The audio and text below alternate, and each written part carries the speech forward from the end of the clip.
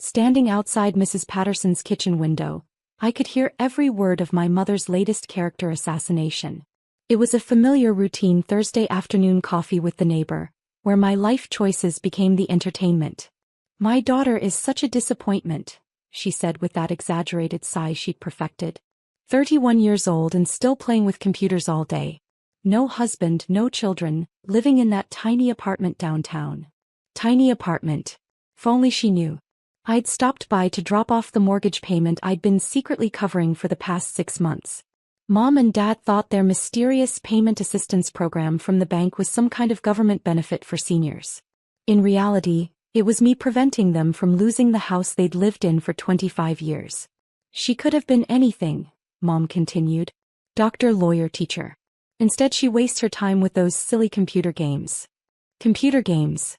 That's what she called the software development company I'd built from scratch. The one that had revolutionized mobile gaming and generated over $60 million in revenue last year. "At least your daughter is a nurse," Mom said to Mrs. Patterson.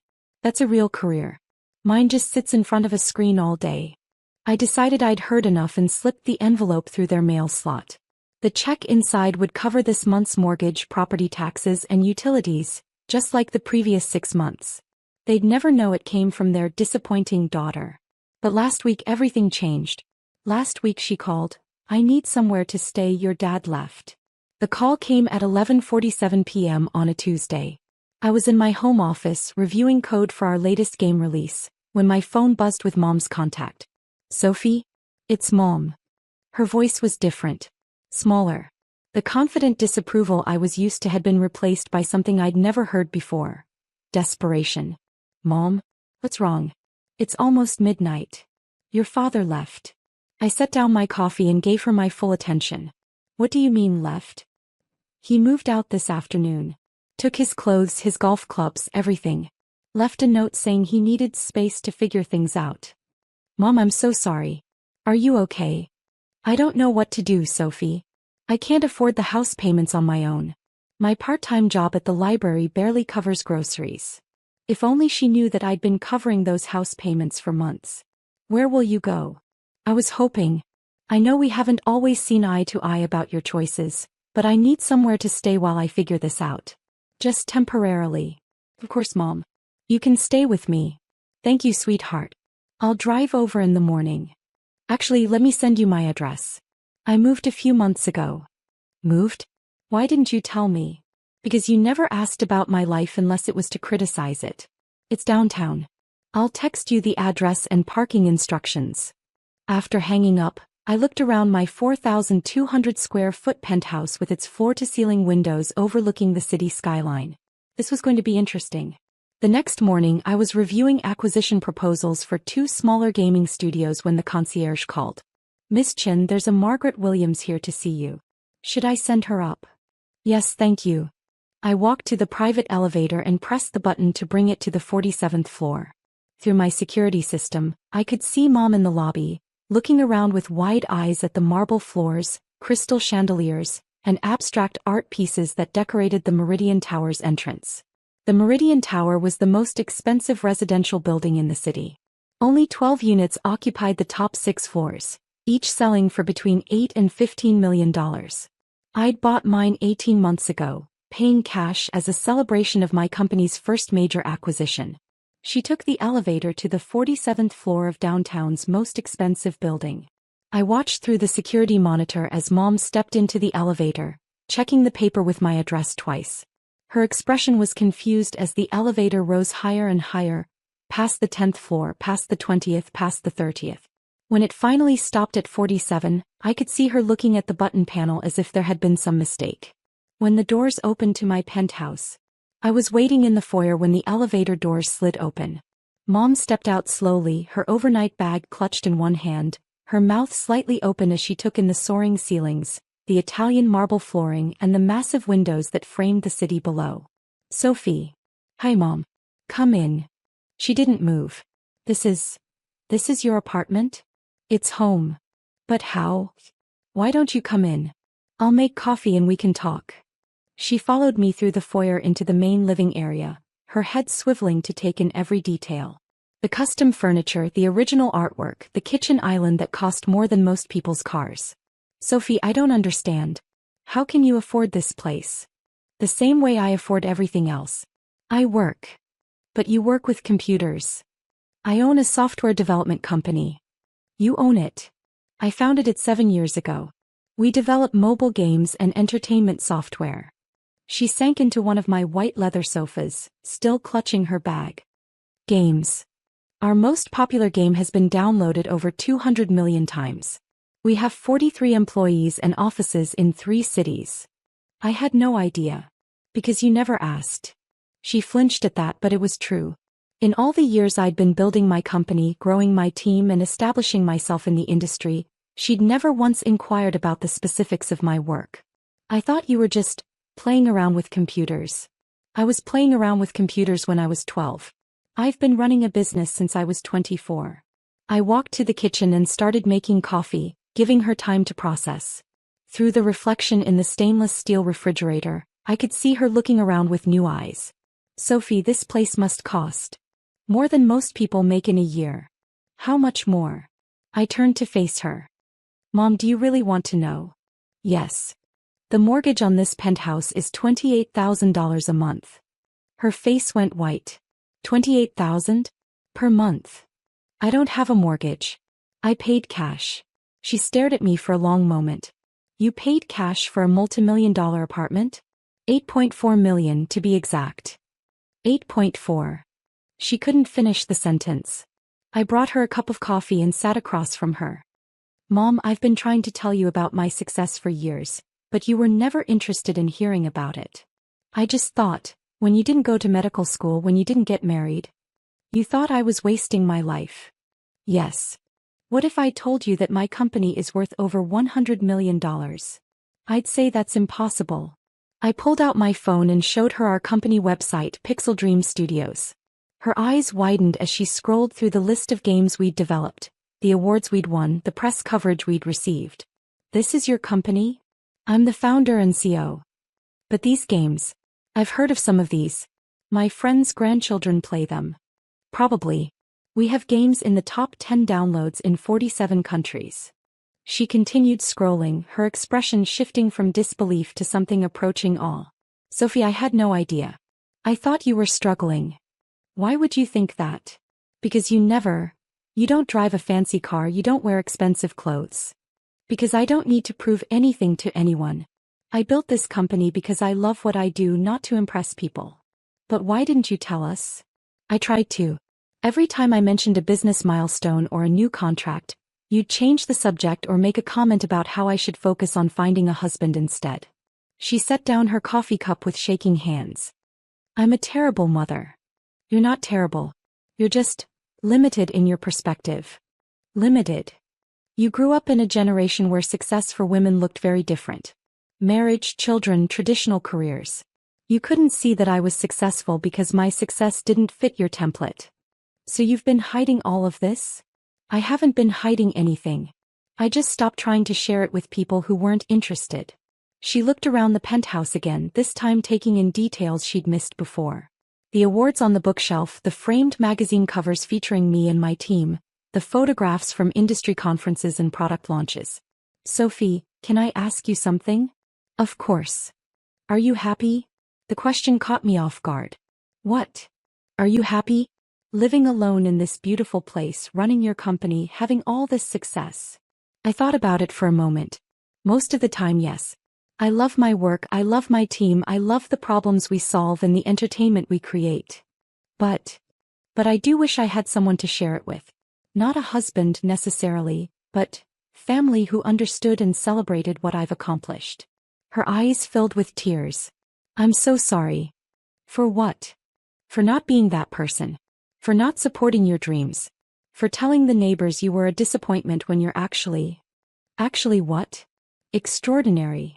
We sat in comfortable silence for a few minutes, both of us processing this shift in our relationship. Mom, can I ask you something now? Anything. Why did Dad really leave? She sighed deeply. Money. It's always been about money with him. He retired 2 years ago expecting to maintain the same lifestyle, but his pension and social security weren't enough. When I suggested cutting back on expenses, getting a smaller house, maybe selling the boat, he wasn't interested. He said I was being negative, that something would work out. Then last week he found out about some investment opportunity. His golf buddy's brother has some kind of business venture that needs investors. How much does he want to invest? Everything. He wanted to take out a second mortgage on the house, cash out his remaining retirement accounts, borrow against the life insurance policy. Mom, that sounds like a scam. I know. When I refused to sign the papers, he accused me of holding him back from financial freedom. So he left. He said he'd find someone who believed in his vision. I shook my head. I'm sorry he put you in that position. The truth is, Sophie, I'm relieved. I've been worried about our finances for months, but he wouldn't hear any practical solutions. What kind of practical solutions? Getting a smaller house, maybe moving to a retirement community, living within our actual means instead of the means we wish we had. Mom, can I tell you something? Yes. You haven't been living within your means for 6 months. What do you mean? I've been paying your mortgage, property taxes, and utilities. She stared at me. What? That payment assistance program you thought came from the bank? That was me. But how did you? I bought your mortgage from the bank when you fell behind on payments. You've been paying me, you just didn't know it. Sophie, why? Because despite everything, I love you. And I didn't want you to lose your home. She started crying then, not the delicate tears from earlier but deep, body-shaking sobs. I don't deserve this kindness. Mom, you're my mother. Of course you deserve it. But I've been so awful to you. So dismissive of everything you've worked for. You've been operating from your own fears and limitations. That doesn't make you awful, it makes you human. What kind of person doesn't know their own daughter is a millionaire? The kind of person who was so focused on what I wasn't doing that she couldn't see what I was accomplishing. Can you forgive me? There's nothing to forgive. But I do want things to be different going forward. Different how? I want you to be genuinely interested in my life. Not just as a way to find things to criticize, but because you actually care about what I'm doing. I do care. I've always cared, You just wanted me to care about different things. Yes. Mom, I'm never going to be the daughter who gets married in her 20s and has 3 kids and joins the PTA. But I am the daughter who built a company that employs dozens of people, creates entertainment that brings joy to millions, and generates enough wealth to take care of her family when they need it. That's more than enough. That's incredible. So no more telling the neighbors I'm a disappointment? She laughed through her tears. God, no. I'm going to tell everyone you're a CEO living in a penthouse downtown. And no more suggestions that I should give up my career to find a husband? Never again. Good. Now let me show you to your room.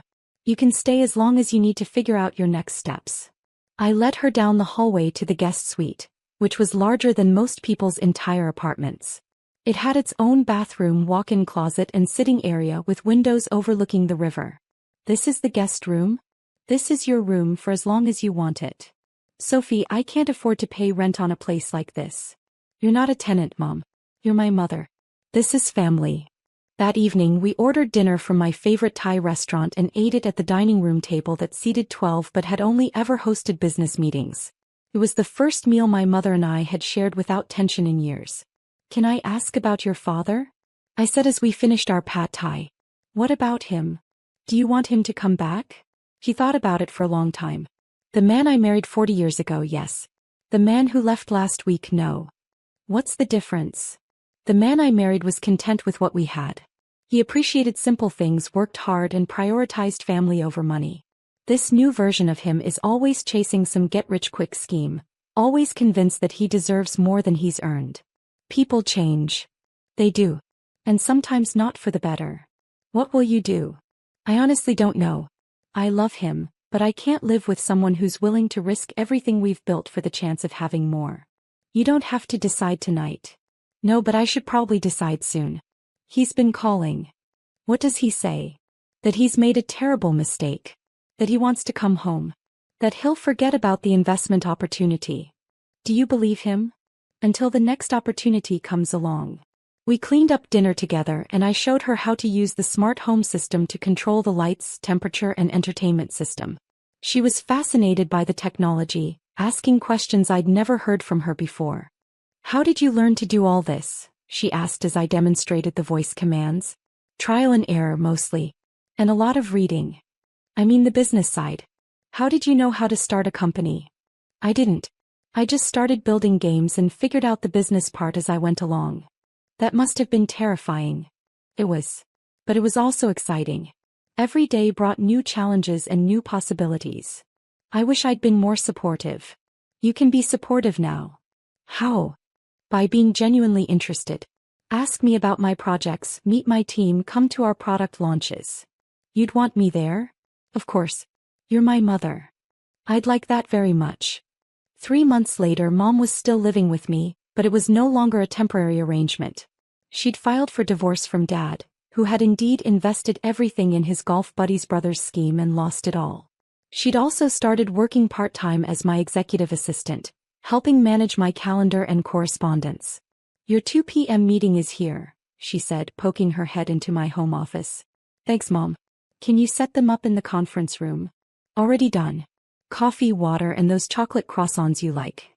She'd become invaluable, not just as an assistant but as someone who understood the business and could represent the company professionally. More importantly, she'd become the supportive mother I'd always wanted. "Oh, and Sophie?" "Yes. Mrs. Patterson called to see if you'd speak at her grandson's career day." "What did you tell her?" "That my daughter, the CEO, would be honored to inspire the next generation of entrepreneurs." I smiled. Perfect answer. I'm learning. Yes, you are. The best part was watching her discover her own capabilities. At 63, she was learning new technologies, developing business skills, and finding purpose in work that mattered. She'd gone from being someone who defined herself entirely through her relationships to someone building her own identity and career. "Sophie," she said one evening as we were reviewing quarterly reports together, "I need to apologize again." "For what now?" "For wasting so many years being disappointed in you instead of being proud of you." "Mom, we've been through this." "I know, but I keep thinking about all the milestones I missed. All the celebrations we should have had. All the times I should have been your biggest cheerleader instead of your biggest critic." "We can't change the past." "No, but we can make sure the future is different." "It already is different." "Good. Because I have some ideas for the company Christmas party, and I think we should definitely get those chocolate fountains you were considering." I laughed. "Chocolate fountains it is. And maybe we should invite Mrs. Patterson. I've been telling her so much about the business, she's dying to see where her neighbor's daughter works." "The neighbor's daughter who used to be such a disappointment?" "The neighbor's daughter who turned out to be the most successful person on the block, and whose mother is finally smart enough to appreciate her." "I love you too, Mom." "I love you, Sophie. And I'm proud of you. I should have been saying that for years." "You're saying it now. That's what matters."